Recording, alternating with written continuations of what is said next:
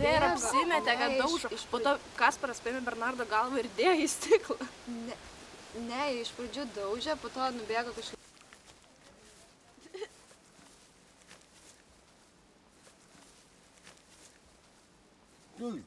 Kirkšelė.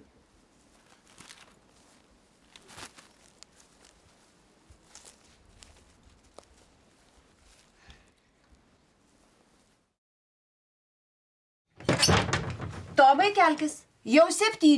Jei nori, kad nuvežtų tėvas į mokyklą, tau 8 minutės.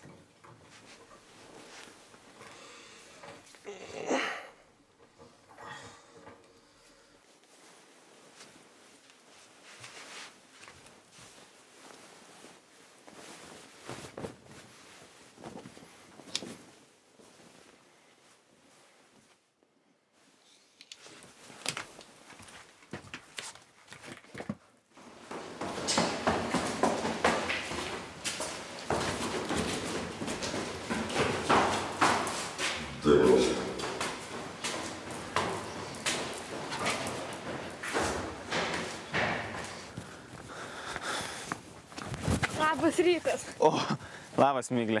Būtum vaikinas gautum. Žinau, žiūrėk, išėjo naujos mokyklos laikraščio numeris, gal nori nusipirkti? O, nori. Luktelk.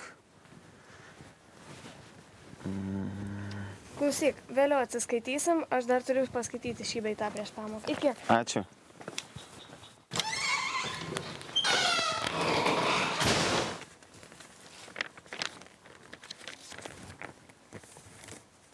Puslapis 128. 128 puslapis. Jonas Jucys, prašom, 3 pastraipą. Nedrąsiai leidžiu šį veikalą į platesnį pasaulį, gyvai jausdamas vertimo trūkumus. Tai priima į tėvynį atlaidžiai, Lietuvos draugai palankiai. O mokslo pasaulis, kaip pirmąjį lietuvių nacionalinio poeto bandymą, tai pamėgti. Palaukit, pamoka nesibaigė, kol nepasakiau. Turiu jums gerų naujienų. Mokyklos laikraščio redakcija skelbia konkursą rašinių Donelaitis 21 amžiui. Geriausia rašinė atspausdins laikraštį. Tikiuosi, visi turit sveiko proto, sudalyvausit, patobulinsit savo visus rašymo įgūdžius.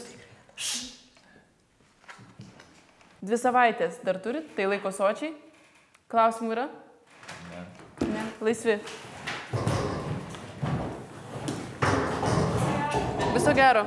Viso gero. Viso. Tamsta vakarą. Nesiginčiai, prašau. Gavai 4 avansų. Nes jeigu vietoj Maironio ar šiaip į Bulgarką, pateikti tikrai gausi kuo. Marta, aš ne apie tai, aš prieš tai pamačiau nuotrauką ir pamaniau, kad jūs jau dirbat gan senai, kad atpažintumėt šį vyriškį su kailinė kepurė. Čia Meška. Kokia? Čia Valentinas Meška, buvęs istorijos mokytojas. Aš nepažįstu jomis. Aš atėjau dirbti, jis po to išėjo po metų. Nu, jie paprašė, kad jis išėjo. Kodėl? Nepertrauk nieko. Visai jau negerbis kalbėtojų. Tokia karta aš nežinau, kur įtasi. Atsiprašau. Prašau. Kodėl? Nes parodė filmą. Mes norėjom to filmą pažiūrėti, geras filmas, bet jis tai apkerėtas, lieko jis gėbė laisvę, kalbėjo apie sukilimus, tą kažkokius pasipriešinimą. Ir tada nieks ten jo netikėjo, kitol kol paėmė ir nuėjo prie biusto Lenino, nes tais laikais buvo Lenino biustai. Žinau.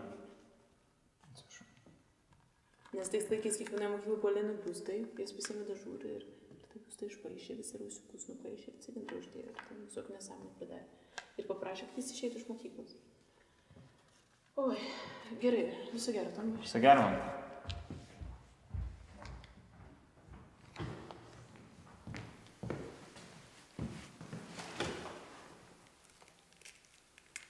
Miglė? Ką? Gal nori vienos? Noriu. Klausyk, Miglė, gal... Ką? Ai, ne, nieko.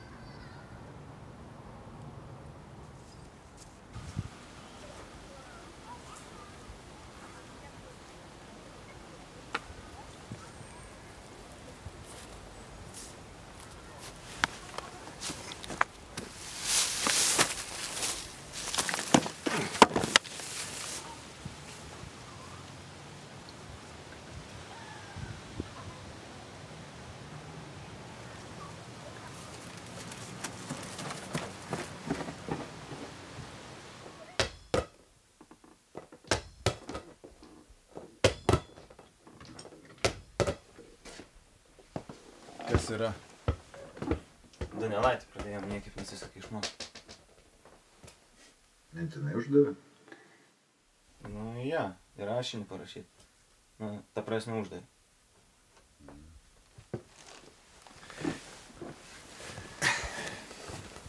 Kai aš pirmą kartą metus paėmiau, tai, na, tiesiog visi vaikystės vaizdai prieš akis iškyla. Tai tam ir yra esmė, kad kaimietis apie kaimiečius kaime dirbančius rašė. Dabar niekam nebeįdomu tie būrų vargai ir visokios kitos nesąmonės. Aš jau geriau Dostojevskį skaityčiau.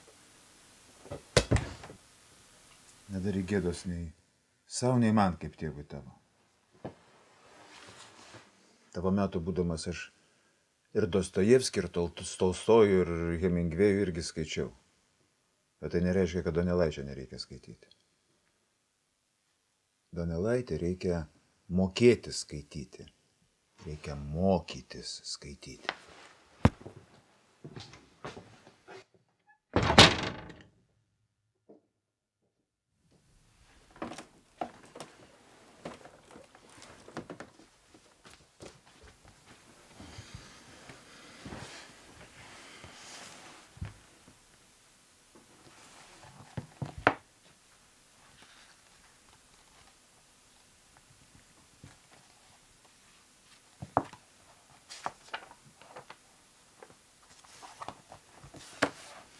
Ai, kur dingsta glūps ir vaikiškas šokinėjims, o kieksik linksmai šokinėjant ir besispardant, giltinė su roplėms piktoms atšokusius smaugia, ar su karšligė dar tik macką pasuka bėdžių.